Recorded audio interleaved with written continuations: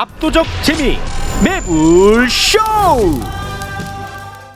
시간이 지금 너무 없거든요. 어떡해요? 오늘 철학은 네. 그냥 제목 수준에서 아, 그럴까요? 정리를 좀 해야 될 것 네. 같습니다. 바로 출발하죠. 철학.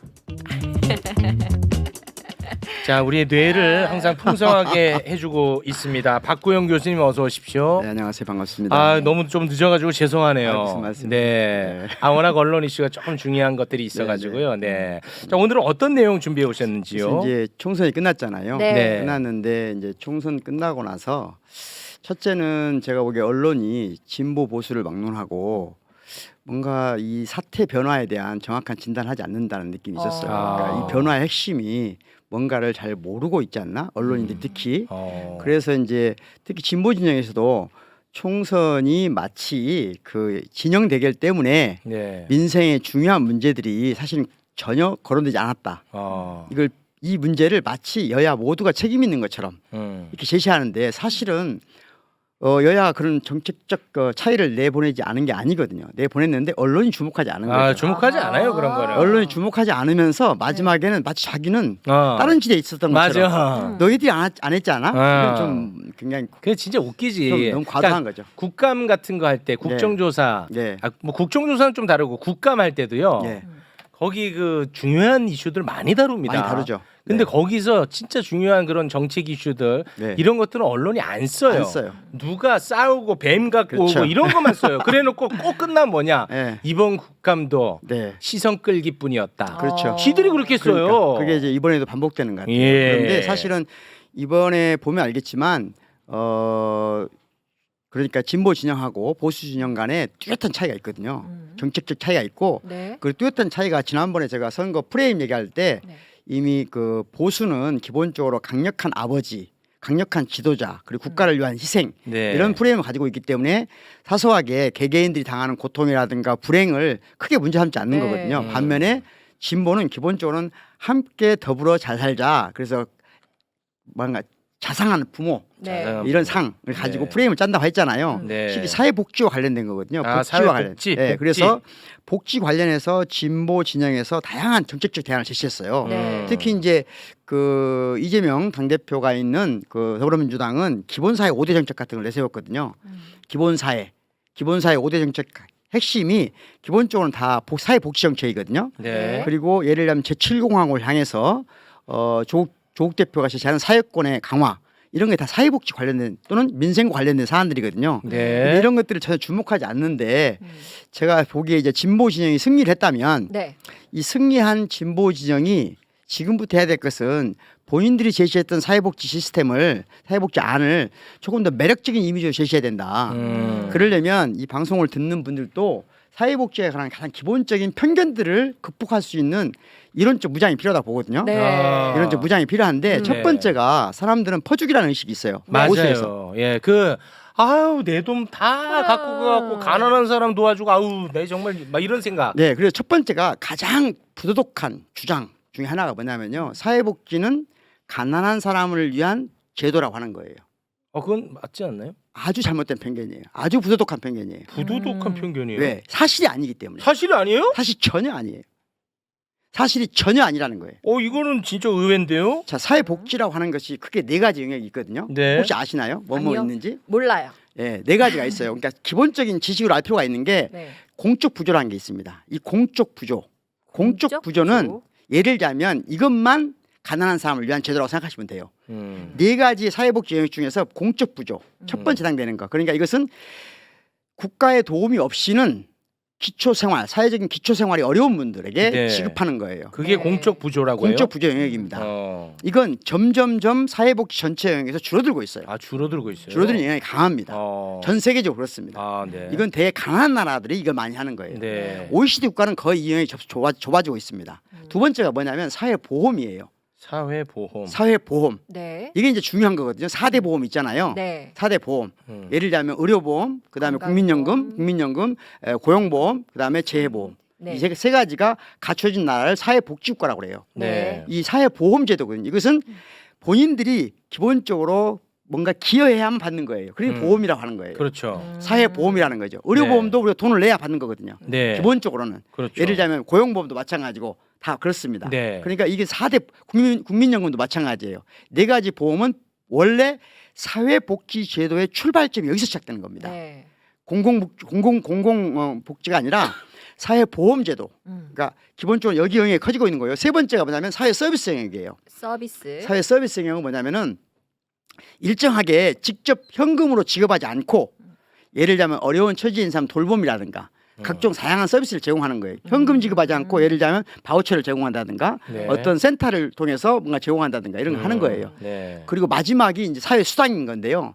사회수당은 뭐냐면은 조건에 관계없이 이유에 관계없이 일정한 예를 들자면 태어난 아이야. 그럼 태어난 아이에게 대한민국에 태어난 국적을 가진 모든 아이에게 수당을 준다든가 아. 일정한 나이가 지나면 노인수당을 준다든가 이런 걸 사회수당이라고 합니다. 네. 이게 이제 보편적 복지에 해당되는 겁니다. 네. 자 그러면 네 가지가 있잖아요. 네. 네. 이 네 가지 혜택을 다 합치면 OECD 국가들 중에 통계를 낼 때 하위 30%, 중위 40%, 상위 30% 통계를 내요. 네. 통계를 내는 방식에 따라 달라질 수 있어요.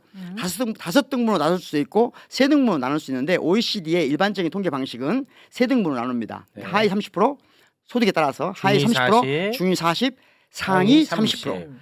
그러면 이 네 가지 사회복지와 관련 혜택을 가장 많이 받는 계층이 어디겠냐 이거죠. 아, 하위 30이죠. 아, 말씀 그렇게 난 하세요. 중위. 난 중위일 것 하위 같아. 30이죠. 중위. OECD 국가에서 압도적으로 중위 40%가 사회복지 혜택을 가장 많이 받습니다. 그래. 압도적으로 그것도. 와, 이거는 굉장히 이례적인데요. 그러니까 이것을 모르고 마치 사회복지가 사회적 약자들 위한 제도라고 생각하는 것 자체가 네. 굉장한 부도덕한 주장이라는 거예요. 그래요. 그게 뭐냐면요. 사회적 약자는 낙인을 찍으면서 돈을 받아요. 찍히면서. 아, 그렇지. 너 가난하니까 주는 거야. 아. 여기 혜택을 받아요.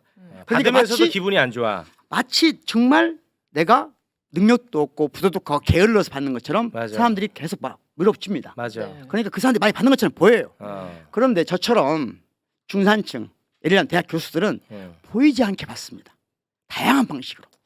그런 게 보이지 않게 사회보험, 사회보험에서 제가 사회보험을 가입하면 직장에서 가입해 주잖아요. 국가가 가입해 주잖아요. 맞아. 이게 다 사회복지 기금이잖아요. 아, 그러네. 고용보험 응. 다 그러니까 고용보험을 포함해서 다양한 네 4대 보험에 아. 제가 혼자 기여하는 게 아니에요. 국가가 보존해 주잖아요. 맞아. 회사가 직장에서 보존해 회사에 보존해 주잖아요. 맞아. 그 사회복지 혜택이에요. 그러네. 국가에서 나오는 게 많습니다. 또는 사회수당 똑같이 받습니다. 음. 또는 사회서비스 더 받습니다. 영리한 사람들은 다 알아서. 알아서. 실제로 OECD 통계에 보면요. 중위 40%가 57.3%를 받아요. 57.3%를. 57.3. 그러면 하위 30%는요. 27.3%를 받습니다. 전체 사회복지 기금에. 와. 2배를 더 받는 거죠. 그러네. 심지어 이탈리아나 포르투갈 같은 경우는요. 상위 30%가 가장 많이 받습니다. 아, 그래요? 그래서 유럽에서도 이런 국가들에 대해서 굉장히 문제제기를 하는 거예요. 마치 서유럽이니까 다 좋을 것 같죠? 그렇지 않습니다. 아. 포르투갈, 남미는 더 심해요. 그러니까 OECD 국가들 중에서 상위 30%가 사회복지 혜택을 제일 많이 받는 경우가 굉장히 많아요. 그건 잘못된 거잖아요. 우리도 오래전에 그랬어요. 예를 들어볼게요. 예전에 혹시 최국 씨 보통 사람들이 의료보험 혜택 됐습니까? 안 됐죠. 안 된 적이 대기업 있어요. 다니는 사람은 됐죠. 아, 맞아. 그럼 그 보험료가 어디서 나옵니까?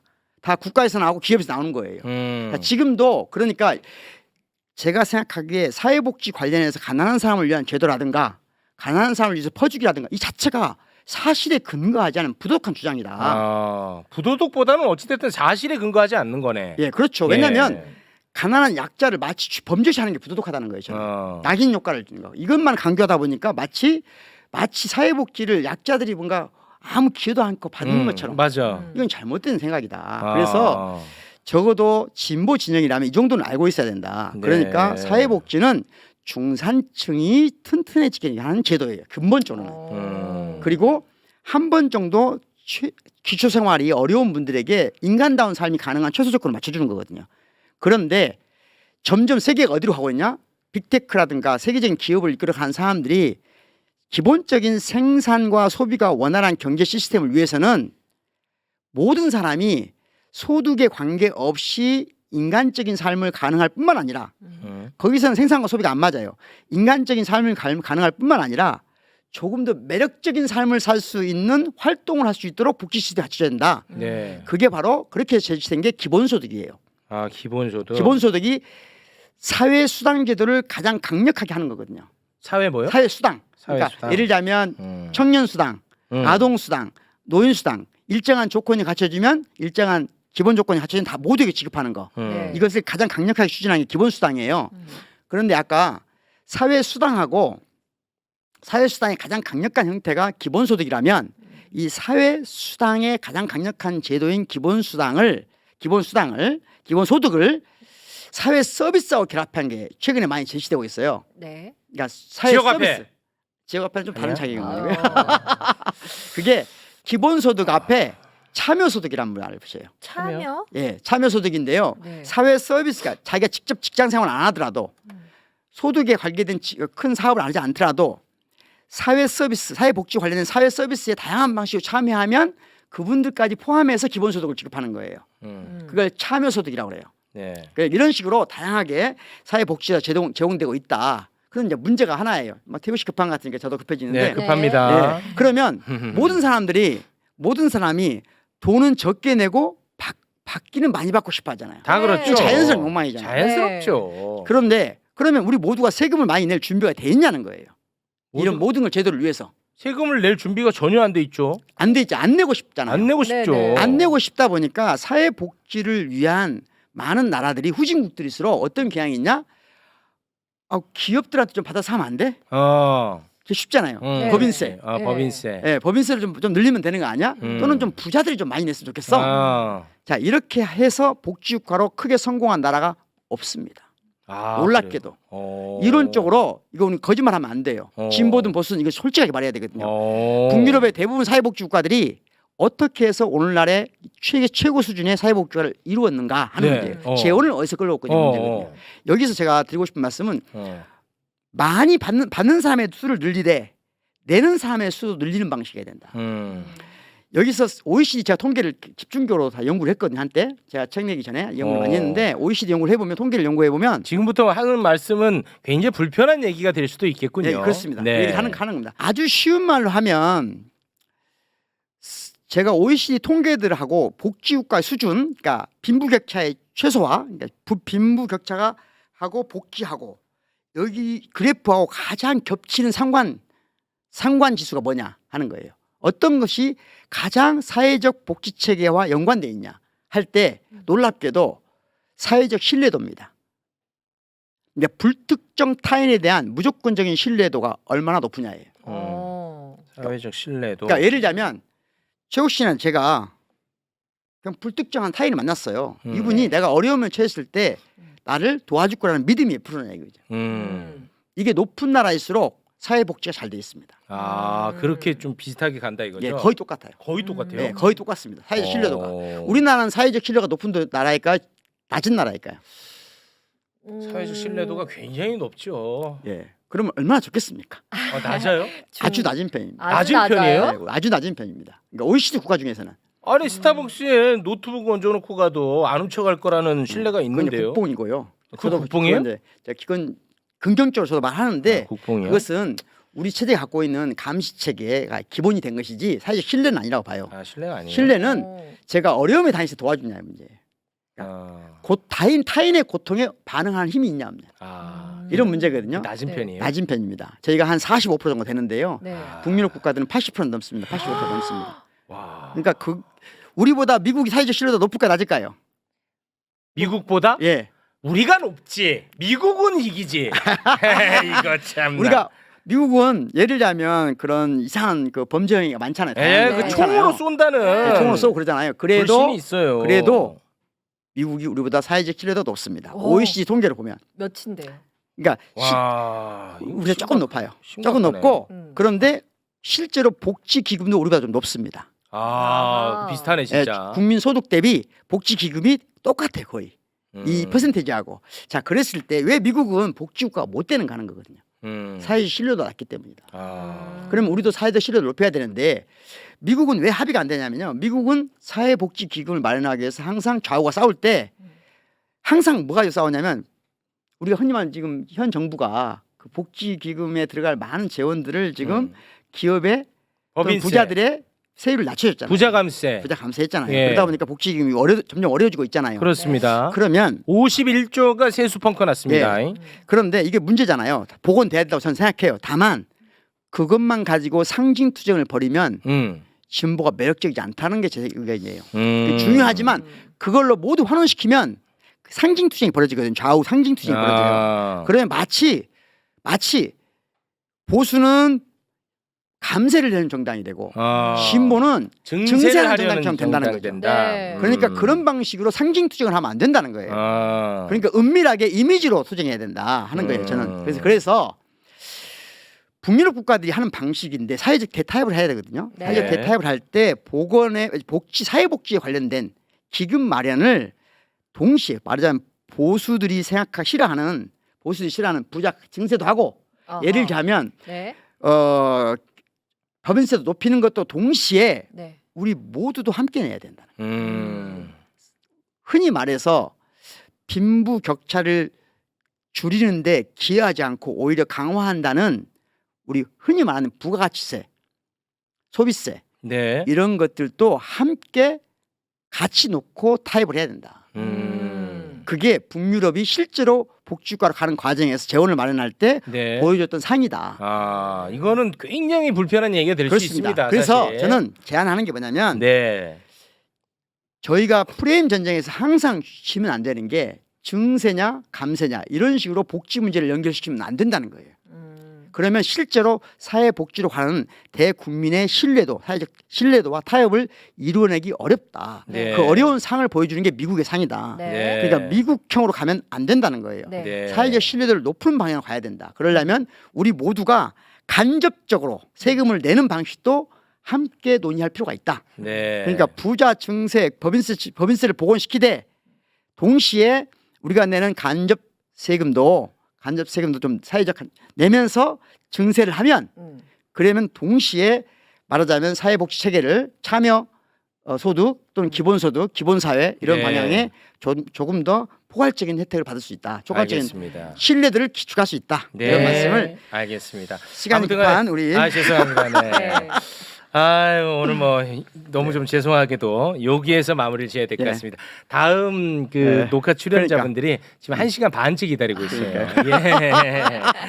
지금 아주 예. 지금 들고 일어나기 직전입니다. 서로 네. 서로 도와야죠. 네, 네. 죄송합니다. 아이고. 자, 그럼 오늘은 여기에서 마무리 짓겠습니다. 네. 대단히 고맙습니다. 고맙습니다. 네, 감사합니다. 고맙습니다.